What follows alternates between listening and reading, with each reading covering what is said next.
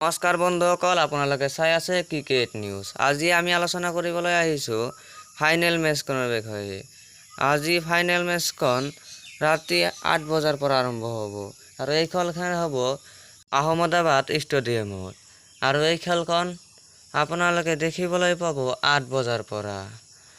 এই খেলখনত প্লেয়াৰ চাবলৈ যাওঁ যিবিলাকে খেল জিকাব পাৰে।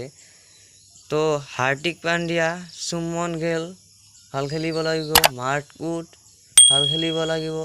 তাৰপিছত বলিঙৰ কথা ক'বলৈ গ'লে মহম্মদ শামিয়েও ভাল খেলিব লাগিব। ৰাছিদ খানে ভাল বলিং কৰিব লাগিব, তেনেহ'লে জিকাৰ চান্স আছে। আৰু দেখিবলৈ গ'লে ৰাজস্থানৰ কিন্তু শক্তিৰো বেছি, কিন্তু গুজৰাট টাইটেন্সৰো ভাল খেলি আহিছে।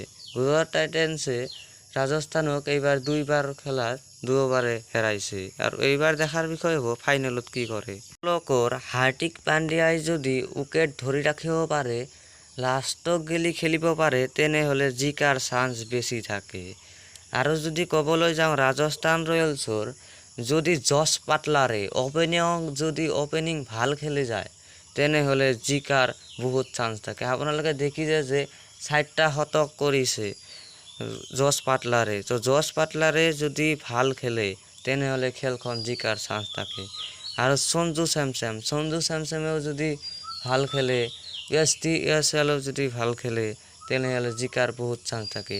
তাৰপিছত আহিব হিটমায়াৰ, ৰিয়ান পৰাগেও যদি আজি ভাল খেলিব পাৰে, তেনেহ'লে ভাল লাগিব। দেৱদূত পাৰ্টিকেলে এই বছৰ বেছি শতক কৰিবলৈ সক্ষম হোৱা নাই। যোৱা বছৰ আপোনালোকে দেখিছে যে RCBৰ হৈ যেনেকৈ শতক কৰিছিলে, এইবাৰ সিমান এটা প্ৰদৰ্শন দেখুৱাব পৰা নাই।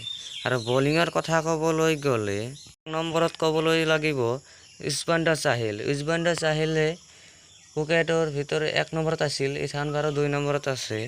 তো আজি উইকেট লিব লাগিব। তাৰপিছত আহিছোঁ প্ৰসিদ্ধ কৃষ্ণই ভাল খেলিব লাগিব, ভাল বলিং কৰিব লাগিব। তাৰপিছত টেন বল্টেও ভাল বলিং কৰিব লাগিব। তাৰপিছত ৰবিচন্দ্ৰন আশ্বিনেও ভাল, কেইটাই যদি ভাল খেলে তেনেহ'লে জিকাৰ চান্স থাকিব বহুত ৰাজস্থান ৰয়েলছৰ। আৰু চাব লগা হ'ব যে কোনটো টিমে ফাইনেলত জিকিবলৈ সক্ষম হয়। তো গুজৰাট টাইটেন্স নতুন টিম হৈ যদি এইবাৰ জিকে, তেনেহ'লে ইতিহাস ৰখিবলৈ সক্ষম হ'ব।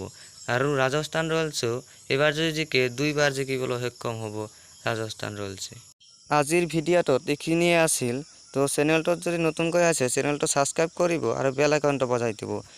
আৰু আপোনালোকে প্লেইং 11 চাব খুজিলে প্লেইং 11টো আগৰ ভিডিঅ'টোত দিয়া আছে, আপোনালোকে চাব পাৰে। তো ধন্যবাদ।